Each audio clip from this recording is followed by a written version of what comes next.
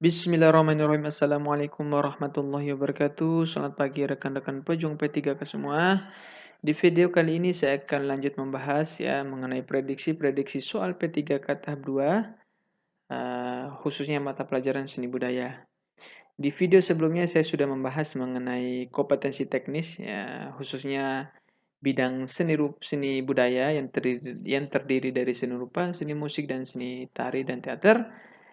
Tetapi di video kali ini saya akan membahas mengenai kompetensi teknis ya, bagian pedagogik. Karena soal-soal yang saya tampilkan di slide ini merupakan soal-soal pedagogik yang keluar di tahap 1 kemarin. Bagi teman-teman yang baru menemukan channel ini ya, silakan di like, comment, and subscribe ya.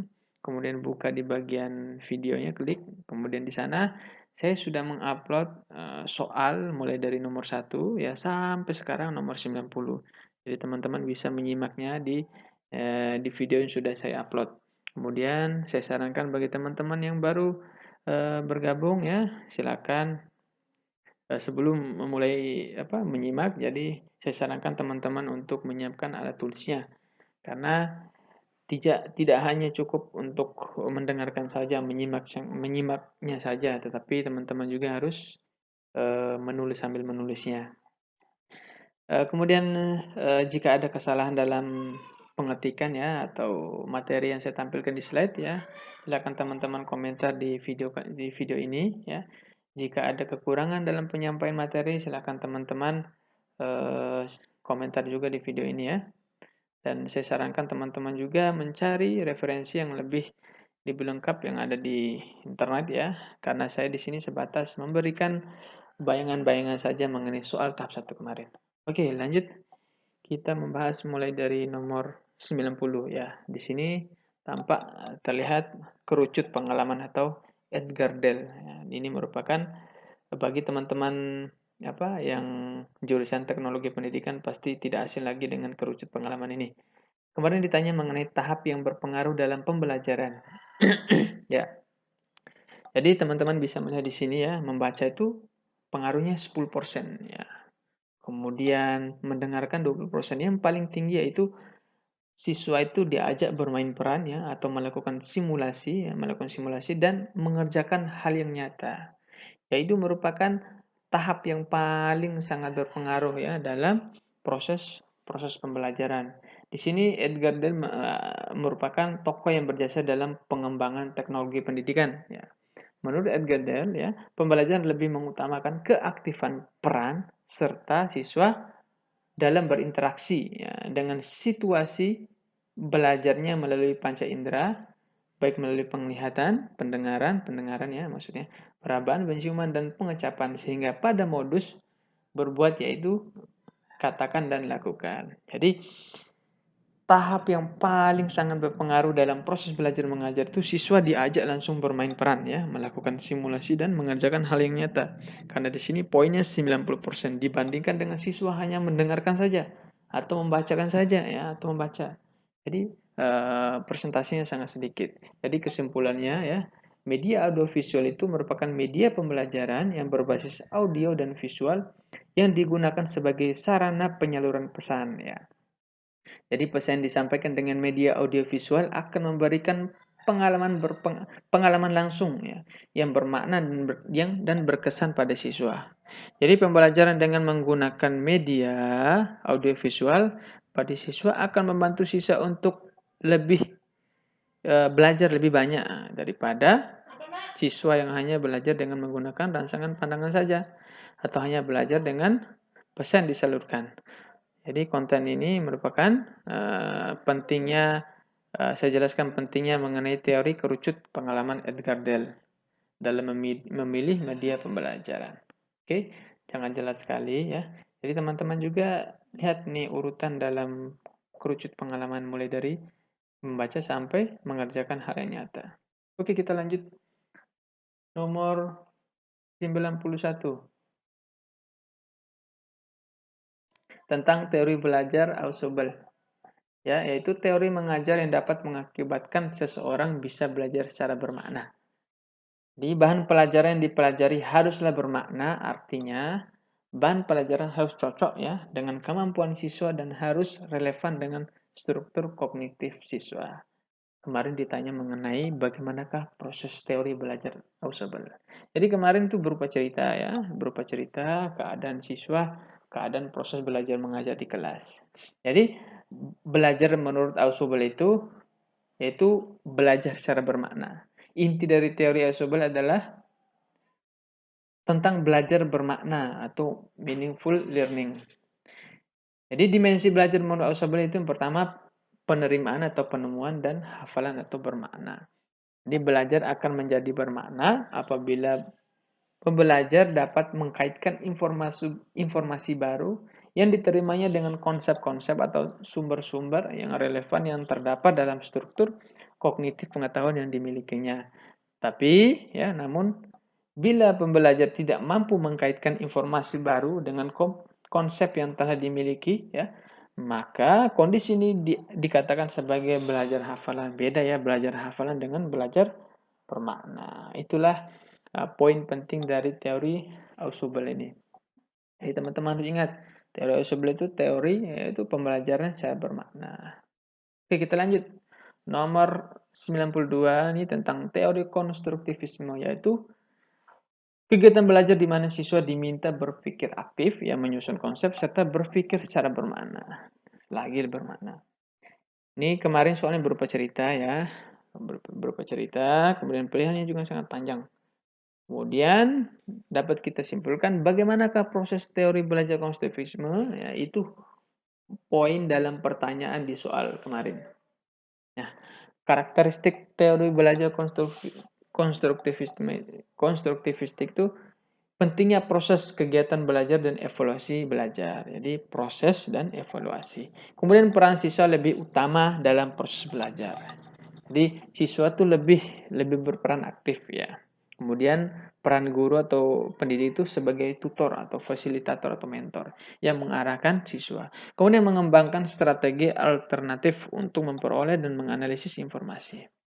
Jadi di sini saya sudah tampilkan ya langkah-langkah teori belajar konstruktivisme ya, terdiri dari 4 tahap. Yang pertama yaitu guru harus bisa memancing peserta didik ya tentang suatu pokok bahasan atau konsep, misalnya dengan memberikan sejumlah pertanyaan yang berkaitan dengan kehidupan sehari-hari. Lalu memulai membangun komunikasi dua arah agar mereka bersedia memberikan gambaran umumnya. Jadi guru tuh kayak memberikan stimulus dulu atau memancing ya, memancing peserta didik untuk membahas suatu konsep yang berkaitan dengan kehidupan sehari-hari.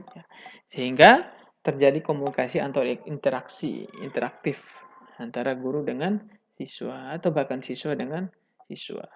Tahap keduanya yaitu peserta didik itu diminta untuk mencarikan solusi atau menyelidiki konsep yang telah dipaparkan di tahap yang pertama tadi. Ya, jadi kegiatan tersebut bisa diisi dengan membaca buku, ya, mencari dalam arti mencari referensi. Kemudian mencari referensi dari berbagai sumber atau mengorganisasi ilmu-ilmu yang relevan. Dengan demikian, mereka bisa menemukan rasa ingin tahunya secara mandiri. Dalam hal ini peran guru hanya sebagai fasilitator. Jadi ingat, di teori konstruktivisme ini yaitu guru hanya sebagai fasilitator. Jadi siswa itu berperan aktif dalam pembelajaran. Kemudian tahap ketiga yaitu kegiatan lanjutan dari hasil penyelidikan dan eksplorasi di tahap kedua. Jadi pada tahap ini peserta didik diminta untuk memberikan pemaparan tentang konsep dirumuskan berdasarkan pengetahuan telah diperoleh. Jadi di sini siswa ibaratnya mempresentasikan atau memaparkan apa yang mereka peroleh atau mereka peroleh dari masalah-masalah yang mereka ungkapkan tadi, mereka selesaikan tadi. Kemudian tahap yang terakhir yaitu mengkondisikan suasana belajar di kelas menjadi hangat, santun, dan penuh wibawa. Dengan demikian, guru bisa mendorong peserta didik untuk bisa menerapkan pemahaman konseptual yang telah diperoleh di dalam kehidupan sehari-hari. Jadi ada 4 tahap dalam teori belajar konstruktivisme.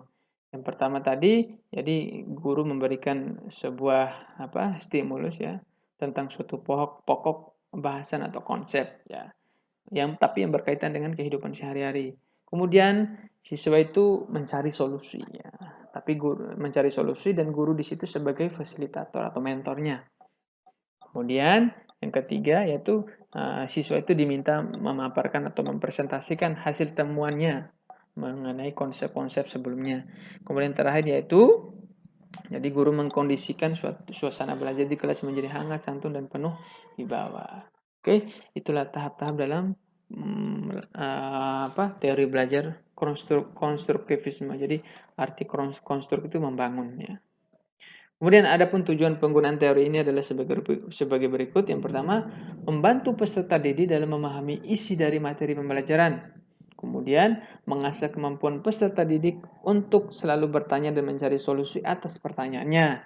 Kemudian, meningkatkan pemahaman peserta didik terhadap suatu konsep secara komprehensif.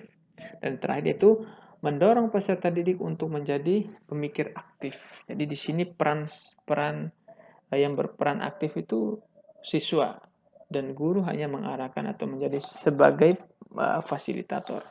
Oke, kita lanjut nomor 93 ya, ditanyakan mengenai asesmen atau penilaian. Penilaian menilai proses itu apa contohnya, apa istilahnya. Jadi sini saya sudah menjelaskan, jadi asesmen itu dibagi menjadi 3, yaitu assessment of learning, assessment for learning, dan assessment as learning. Yang pertama, assessment of learning itu penilaian dilakukan akhir pembelajaran. Contohnya, ini poinnya pentingnya ya. Jadi, assessment of learning itu penilaian yang dilakukan akhir pembelajaran. Contohnya, penilaian ujian nasional atau sekarang ANBK. Atau diganti dengan AKM. Ya. Kemudian ujian sekolah tetap masih ada. PAS atau penilaian akhir semester dan PTS atau penilaian tengah semester. Sedangkan assessment for learning yaitu penilaian yang dilakukan selama prosesnya. Selama proses pembelajaran berlangsung seperti kuis dan lain-lain. Ya, tugas dan lain-lain. Oke, yang terakhir itu assessment as learning, yaitu penilaian yang dilakukan selama proses pembelajaran. Ini sesama-sama proses ya.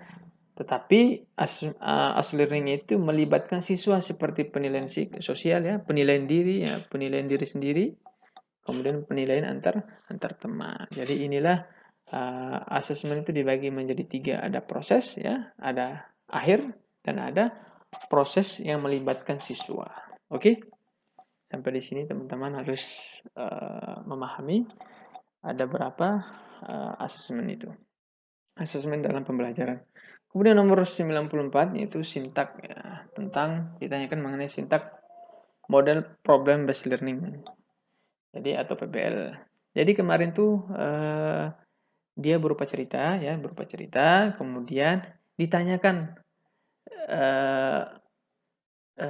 soal ini ya, soal ini itu tuh sintak yang bagian mana dalam model problem based learning ya. Jadi perlu teman-teman ketahui sintak model problem based learning atau pembelajaran berbasis masalah itu ada 5. Yang pertama urutannya itu orientasi peserta didik pada masalah. Kemudian mengorganisasikan peserta didik untuk belajar. Yang ketiga itu membimbing penyelidikan individu maupun kelompok dan mengembangkan karya dan menyajikan hasil. Dan terakhir itu menganalisis dan mengevaluasi proses pemecahan masalah. Jadi ada 5 ya sintak dalam pembelajaran berbasis masalah. Oke. Nomor 95 ditanya juga mengenai sintak model project based learning atau PJBL yang biasa kita dengar, yang biasa kita sebut dengan pembelajaran berbasis project. Yang pertama itu menentukan pertanyaan mendasar. Kemudian yang kedua itu mendesain perencanaan produk ya.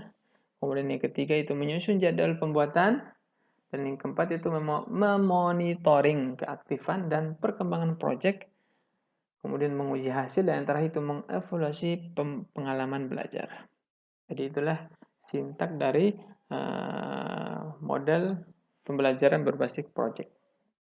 Kemudian nomor 96 yaitu prinsip penilaian. Jadi prinsip penilaian itu dibagi banyak sekali. Kalau nggak salah ada 9 atau 10. Jadi di sini saya hanya menampilkan 6 saja ya. Silakan teman-teman mencari di internet lebih lengkapnya. Dari 6 ini ada yang ditanyakan di salah satu ya. Ada berupa cerita, kemudian ditanyakan berdasarkan cerita di atas itu prinsip penilaian yang benar yang mana ya. Dia berupa adil ya, berupa terbuka. Jadi di sini saya akan jelaskan satu-satu. Yang pertama, objektif. Artinya dalam penilaian tidak dipengaruhi subjektivitas penilai. Kemudian yang kedua, adil. Apa itu artinya adil dalam penilaian? Tidak memihak atau tidak menguntungkan dan merugikan peserta didik ya, tidak menunggu peserta didik lain. Kemudian yang C, terpadu, yaitu menjadi satu paket dalam pembelajaran.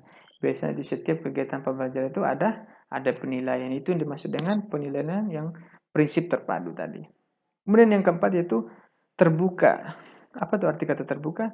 Dapat diketahui oleh siapapun. Jadi penilaian itu ya penilaian secara terbuka, bisa siswa bisa mengetahui nilainya sendiri ya dengan perolehan hasil tugas, hasil ujiannya. Jadi seperti itu.